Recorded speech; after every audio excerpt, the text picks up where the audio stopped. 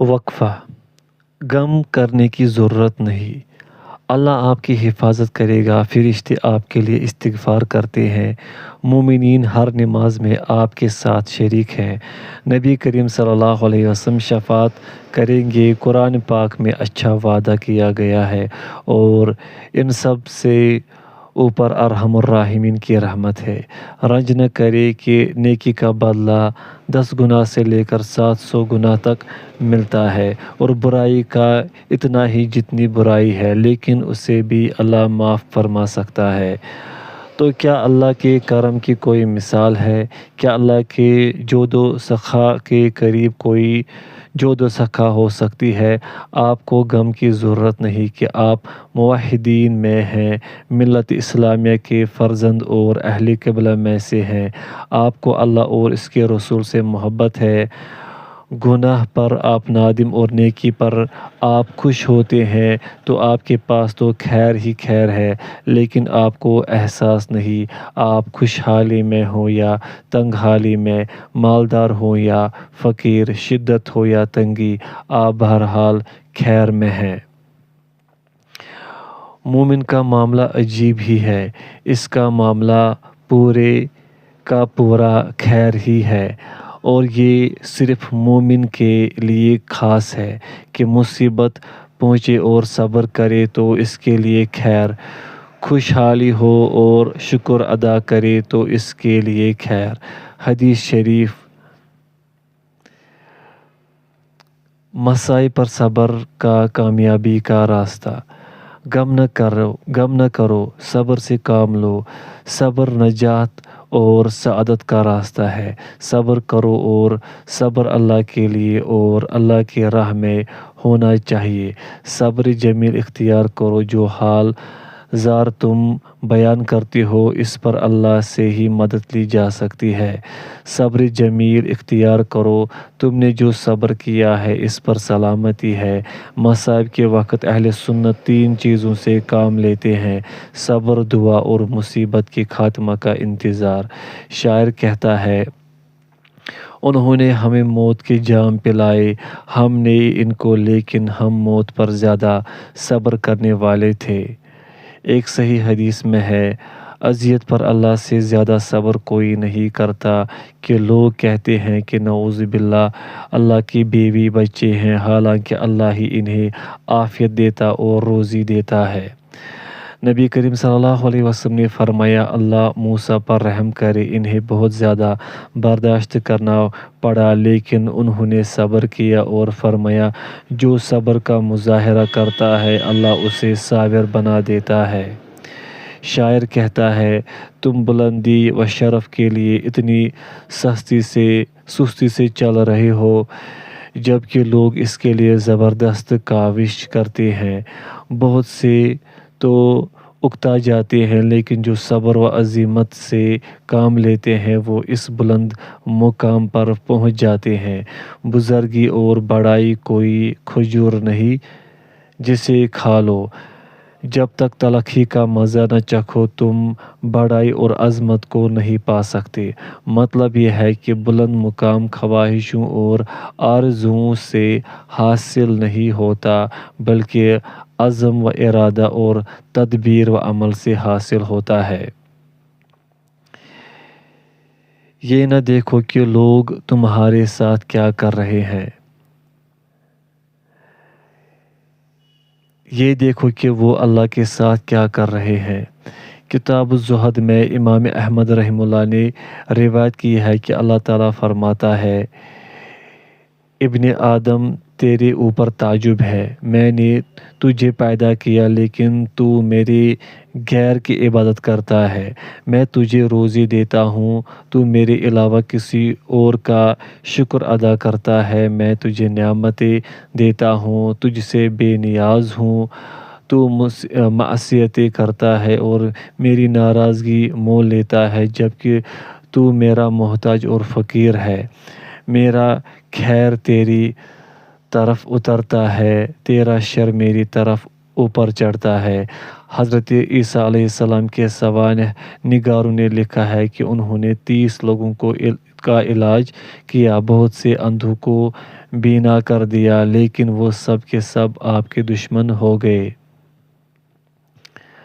تنگی رزق سے نہ گھبرائے، اللہ واحد و یکتا ہی رزاق ہے، وہی روزی دیتا ہے اور اس نے اس کا ذمہ لیا ہے۔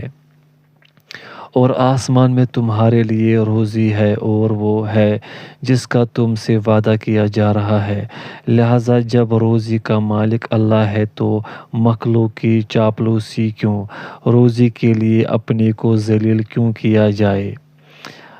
اللہ نے فرمایا زمین میں جو بھی ذی روح ہے اس کی روزی اللہ پر ہے، سورہ نمبر 11 آیت نمبر 6۔ اور فرمایا اللہ جو رحمت لوگوں پر کرتا ہے اسے کوئی روک نہیں سکتا اور جسے روک لیتا ہے اسے کوئی جاری نہیں کر سکتا، سورہ نمبر 35 آیت نمبر 2۔ تندھی باد مخالف سے نہ گھبرا اے عقاب، بہت سے اسباب مصائب کو آسان کر دیتے ہیں، مثلاً پوائنٹ فرسٹ، اللہ تعالیٰ ان مصائب پر اجر و ثواب دے گا، فرمایا صبر کرنے والوں کو ان کا اجر پورا پورا بے حساب کے دیا جائے گا۔ پوائنٹ سیکنڈ، مصیبت میں مبتلا آپ کے علاوہ اور بھی بہت ہیں، شاعر کہتا ہے اگر میرے پاس اپنے بھائی کو رونے والے زیادہ نہ ہوتے تو میں اپنے آپ کو قتل کر چکا ہوتا۔ اپنے دائیں بائیں دیکھیے، ہر جگہ مصیبت کے مارے ہی ملیں گے، جیسے عربی کی ایک مثال ہے کہ بنو سعد ہر وادی میں پائے جاتے ہیں۔ پوائنٹ تھرڈ، یہ مصیبت چھوٹی ہے، اس سے بڑی بڑی آفتیں بھی ہوتی ہیں۔ پوائنٹ فورتھ، یہ مصیبت بندے کی دنیا میں ہے، دین میں نہیں۔ پوائنٹ ففتھ، خوشگواری کے مقابلے میں مصائب میں تسلیم و رضا بندگی و عبودیت کی بڑی دلیل ہے۔ پوائنٹ سکستھ، مقدر سے مفر نہیں، کوئی ہیلا و چارہ سازی ممکن نہیں، اس لیے صبر اختیار کرے۔ پوائنٹ سیونتھ، اختیار اللہ کے ہاتھ میں ہے، ممکن ہے کہ کوئی چیز تمہیں ناپسند ہو اور وہ تمہارے لیے خیر ہو۔ دوسروں کا لبادہ نہ اوڑھیے، ہر ایک کے لیے ایک راستہ ہے، لہذا بالائیوں میں ایک دوسرے سے آگے بڑھو۔ اسی ذات نے تمہیں زمین کا خلیفہ بنایا ہے، تمہارے درجات ایک دوسرے سے بلند کر دیے ہیں۔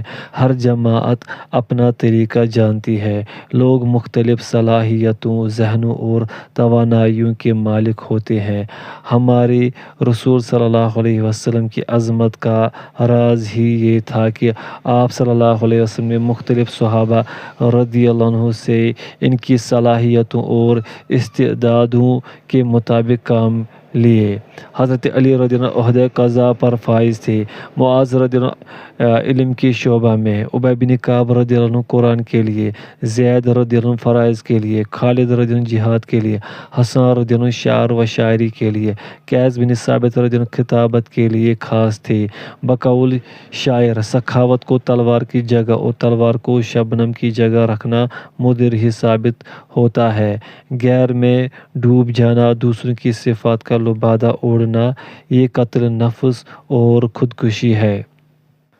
لوگوں کی عادت، زبانوں، رنگوں اور صلاحیتوں کا اختلاف اللہ کی نشانیوں میں سے ہے۔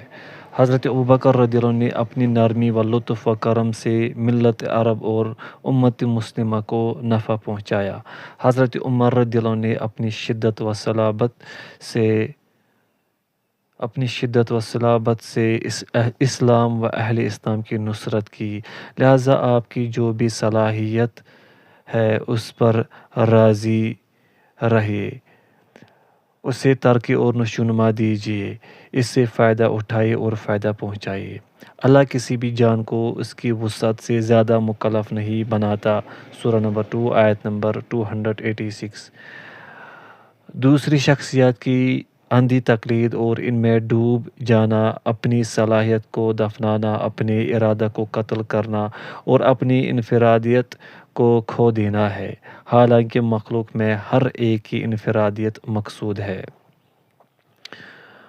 گوشہ نشینی اور بندی پر اس کا مثبت اثر، عزلت و تنہائی سے یہاں میری مراد شر کے کاموں اور فضول باتوں سے بچنا ہے۔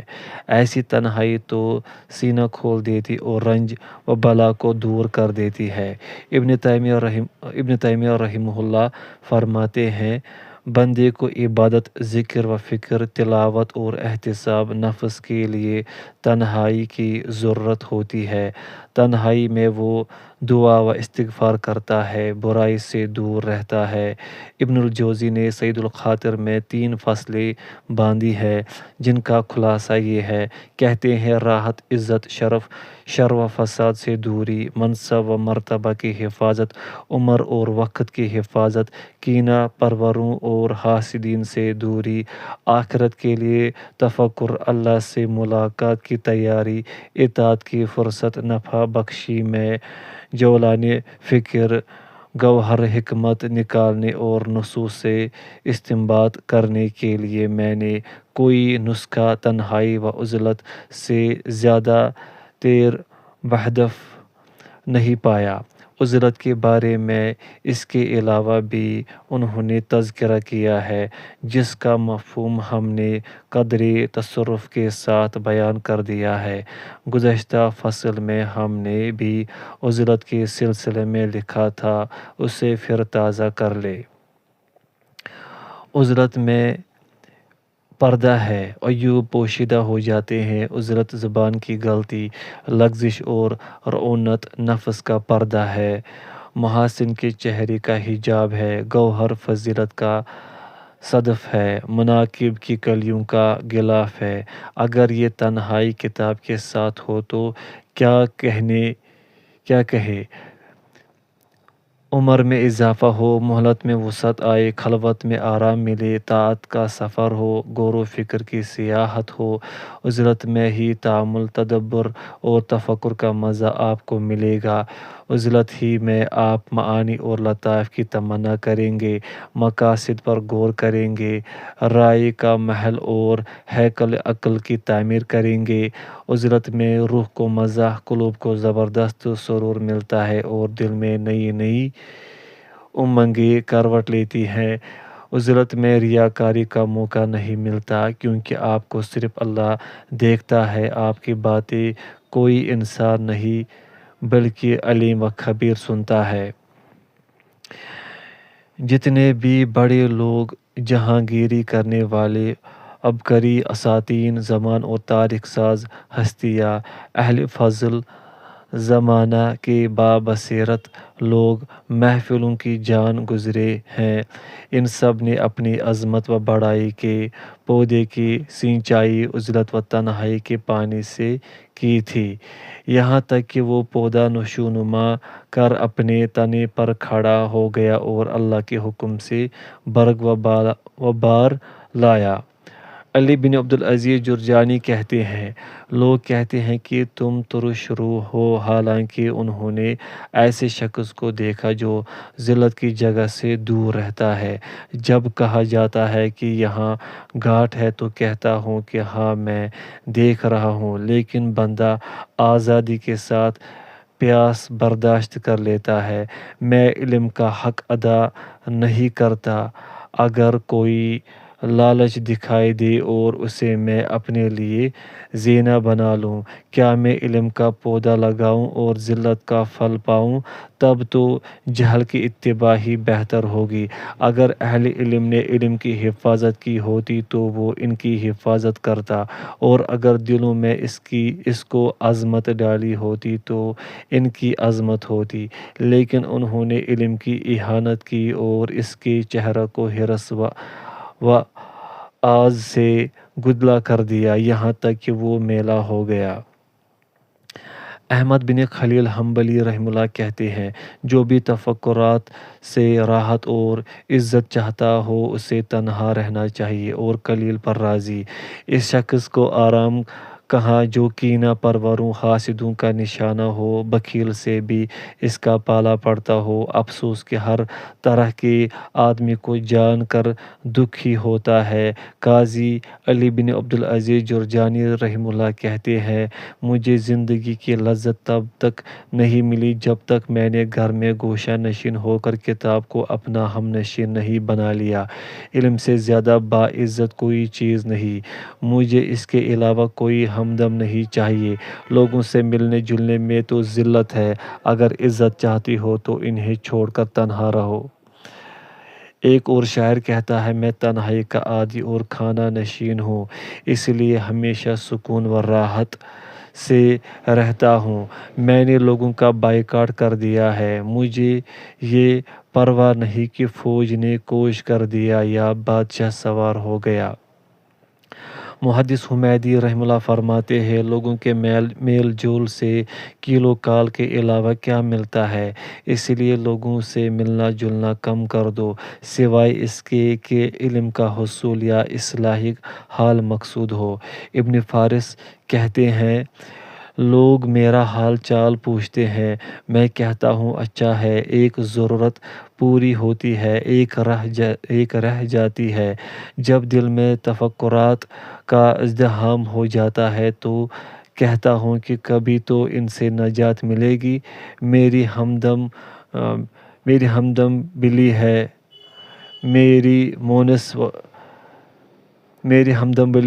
میری مونس و غم خوار میری کاپیاں ہیں، اور مجھے چراغ سے عشق ہے۔ ایک کہاوت ہے کہ عزلت چاہنے والے کو عزت ملتی ہے۔ اس بارے میں خطابی کی کتاب العزلہ کا بھی مطالعہ کیا جا سکتا ہے۔ شدائد سے نہ گھبرائے۔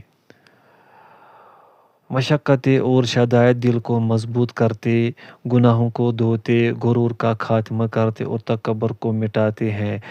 ان سے غفلت دور ہوتی ہے، یاد دہانی حاصل ہوتی ہے، لوگوں کی ہمدردی اور صالحین کی دعا ملتی ہے۔ ان سے اللہ تعالیٰ کی اطاعت اور اللہ واحد قہار کے سامنے سپردگی کا جذبہ بڑھتا ہے۔ ان سے فوری تنبیہ و خبرداری حاصل ہوتی ہے، نصیحت ملتی ہے، صبر سے عاجزی پیدا ہوتی ہے، پس مروگی میں ثواب کی امید بنتی ہے، اللہ سے ملاقات کی تیاری ہوتی ہے، دنیا کی طرف میلان سے آدمی کا دل ہٹتا ہے، روحانی لطف بڑھتا ہے، بڑے گناہ پر پردہ ڈال دیا جاتا ہے اور بڑی بڑی خطائیں معاف کر دی جاتی ہیں۔ وقفہ: رنج و بلا کا خوف نہ کریں کہ رنج سے عبادت میں ضعف آئے گا، وہ آپ کو جہاد سے روک دے گا۔ نامرادی و ناکامی سوء ظن کا نحوست میں مبتلا کر دے گا۔ حزن و قلق نفسیاتی امراض کی جڑ ہے، یہ عصبی آلام کا سرچشمہ ہے اور اضطراب وسوسوں اور زوال کی نشانی ہے۔ قرآن آپ کے پاس ہے، ذکر ہے، دعا ہے، نماز اور صدقہ اور خیر کے کام اور مفید و بار آور اعمال ہے، لہذا گھبرانا کس چیز سے؟ خالی اور بیکار رہ کر رنج و بلا کے شکار نہ بنے۔ نماز پڑھے، تسبیح پڑھے، مطالعہ کرے، لکھے، کام کرے، آنے والوں کا استقبال کرے، دوسروں کے پاس جائے، غور و فکر کرے اور دعائیں کرے۔ مجھے پکارو میں تمہاری سنوں گا۔ سورہ نمبر 40 آیت نمبر 60۔ عاجزی و فروتنی سے اپنے رب کو پکارے، وہ زیادتی کرنے والوں کو پسند نہیں کرتا۔ اطاعت اس کے لیے خالص کرتے ہوئے دعا کرے، کہہ دو کہ تمہارے رب کے بہت سے پیارے نام ہیں، اسے اللہ سے پکارو یا رحمان کہہ کر۔ سورہ نمبر 17 آیت نمبر 110۔ خوش رہنے کے قاعدے۔ Point number 1۔ پہلی بات یہ دھیان میں رکھیں کہ اگر آپ صرف آج پر نظر نہ رکھیں گے تو ذہن بٹ جائے گا، معاملات ڈانو ڈول ہوں گے، اندیشے و تفکرات بڑھ جائیں گے۔ اسی بات کو تو یوں کہا گیا ہے کہ صبح کر لو تو شام کا انتظار نہ کرو، شام کرو تو صبح کے انتظار میں مت رہو۔ پوائنٹ سیکنڈ، ماضی کو پورے طور پر بھول جائے، جو گزر گیا اس پر غور و فکر بے وقوفی اور جنون ہے۔ پوائنٹ تھرڈ، مستقبل پر توجہ نہ کرے کہ وہ عالم غیب کی بات ہے، جب تک وہ آ نہ جائے اس کے بارے پیشگی فکر مند نہ ہو۔ پوائنٹ فورتھ، تنقید سے اکھڑ نہ جائے، ثابت قدم رہے، یہ جان لیجیے کہ تنقید سے آپ کی قیمت بڑھے گی۔ پوائنٹ ففتھ، اللہ پر ایمان اور عمل صالح ہی بہترین اور خوشگوار زندگی ہے۔ پوائنٹ سکستھ، جو اطمینان و سکون اور راحت چاہتا ہو اسے اللہ کا ذکر اختیار کرنا چاہیے۔ پوائنٹ سیونتھ، بندہ پر یہ یقین کرنا لازم ہے کہ ہر شے قضا و قدر سے ہوتی ہے۔ پوائنٹ ایٹتھ، کسی کی طرف سے شکریہ کا انتظار نہ کرے۔ پوائنٹ نائنتھ، اپنے آپ کو اس کا عادی بنائے کہ مشکل سے مشکل ڈیوٹی انجام دے۔ پوائنٹ ٹینتھ، جو ہوا ہو سکتا ہے کہ وہ بہتر ہو۔ پوائنٹ 11، مسلمان کے لیے تقدیر کا ہر فیصلہ بہتر ہے۔ پوائنٹ 12، نعمتوں پر شکر ادا کرے اور ان پر غور کرے۔ پوائنٹ 13، جو کچھ آپ کے پاس ہے اس کے ساتھ آپ بہت سے لوگوں سے بہتر ہے۔ پوائنٹ 14، ایک وقت سے دوسرا وقت آسان ہے۔ پوائنٹ 15، مصیبت کے وقت دعا ضروری ہے۔ پوائنٹ 16، مسائل بصیرت کے لیے مرہم اور قلب کے لیے قوت ہوتے ہیں۔ پوائنٹ 17، تنگی کے ساتھ آسانی بھی ہے۔ پوائنٹ 18، چھوٹے امور آپ پر حاوی نہ ہو جائے۔ پوائنٹ 19، آپ کا رب بہت معاف کرنے والا ہے۔ پوائنٹ 20، غصہ نہ کرے، غصہ نہ کرے، غصہ نہ کرے۔ پوائنٹ 21، سامانی زندگی روٹی پانی اور سایہ ہے، اس کے علاوہ کی فکر نہ کرے۔ پوائنٹ 22، آسمان میں آپ کے لیے روزی اور وہ ہے جس کا آپ سے وعدہ کیا جا رہا ہے۔ پوائنٹ 23، جس حادثہ کا زیادہ اندیشہ ہوتا ہے وہ نہیں ہوتا۔ پوائنٹ 24، مصیبت زدوں میں آپ کے لیے نمونہ ہے۔ پوائنٹ 25، اللہ تعالیٰ کسی قوم کو پسند کرتا ہے، انہیں مبتلا مصیبت کرتا ہے۔ پوائنٹ 26، مصیبت میں مسنونہ دعائیں کرے، بیکار نہ بیٹھے۔ پوائنٹ 27، سنجیدہ اور مفید کام کرے، یوں ہی نہ بیٹھے رہے۔ پوائنٹ 28، افواہوں اور فضول باتوں کو چھوڑ دے اور ان کی تصدیق نہ کرے۔ پوائنٹ 29، کینہ اور انتقام کی خواہش آپ کی صحت کو نقصان پہنچائے گی، حریف اور دشمن کو نہیں۔ پوائنٹ 30، جو تکلیف بھی پہنچتی ہے وہ گناہوں کا کفارہ ہے۔